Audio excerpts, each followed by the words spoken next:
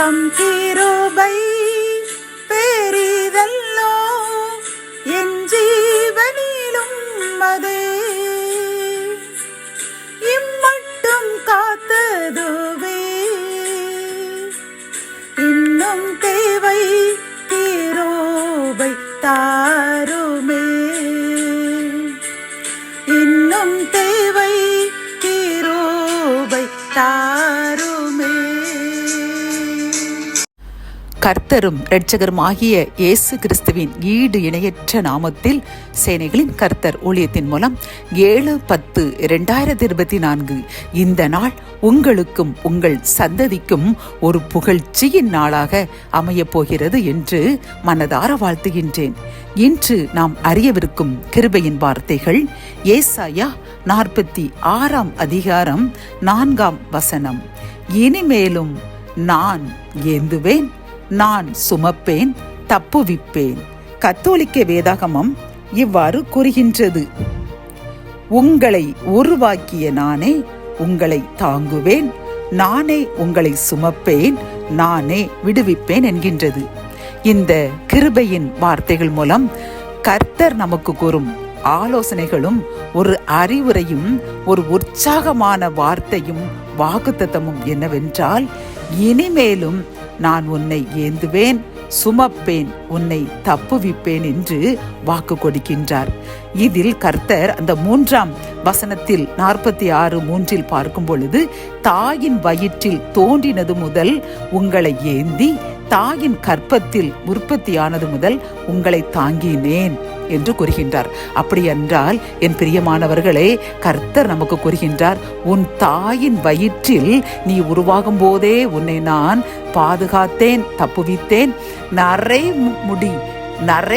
முடி வந்து நீங்கள் வயதானவர் வரையும் நானே உங்களை தப்புவிப்பேன், நானே உங்களை பாதுகாப்பேன். உங்களை மட்டுமல்ல, உங்கள் சந்ததியையும் நான் பாதுகாப்பேன். பிரியமானவனே, பிரியமானவளே, எதற்கும் கவலைப்படாதே.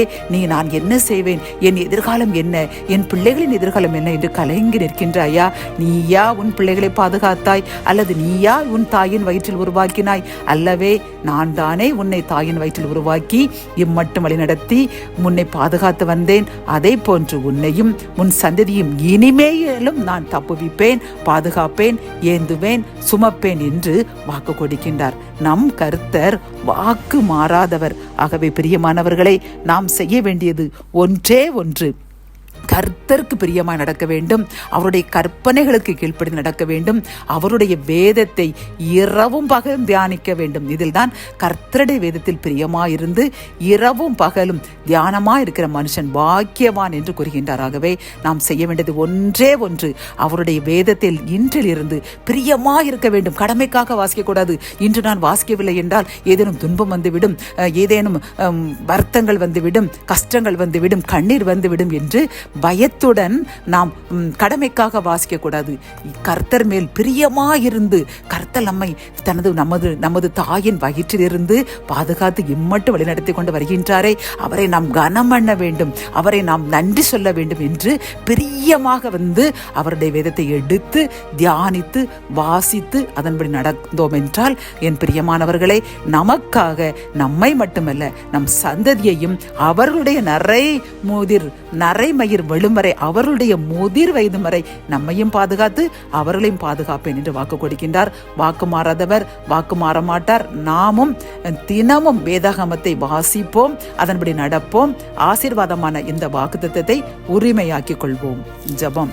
என் அன்பு தகப்பனே, இந்த வசனத்தின் மூலமாக அப்பா, நீர் அருமையான ஒரு வாக்குத்தத்தம் அப்பா. இனிமேலும் ஏந்துவேன், இனிமேலும் சுமப்பேன், இனிமேலும் தப்புவிப்பேன். உன்னை மட்டுமல்ல, உன் சந்ததியையுமே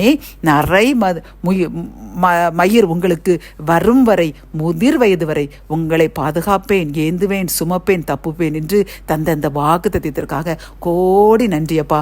ஆனால் நீர் ஒன்றே ஒன்று கேட்கின்றீர்: இரவும் பகலும் வேதத்தில் பிரியமாய் நாங்கள் இருக்க வேண்டும், பிரியமாய் வாசிக்க வேண்டும் என்று கூறியுள்ளீரப்பா. அதற்காக நன்றி கூறுகின்றோம். இவ்வளவு நாளும் நாங்கள் கடமைக்காக ஏதோ வாசிக்க வேண்டும் என்று வாசித்த அந்த நாட்களுக்காக வருந்துகின்றோம்.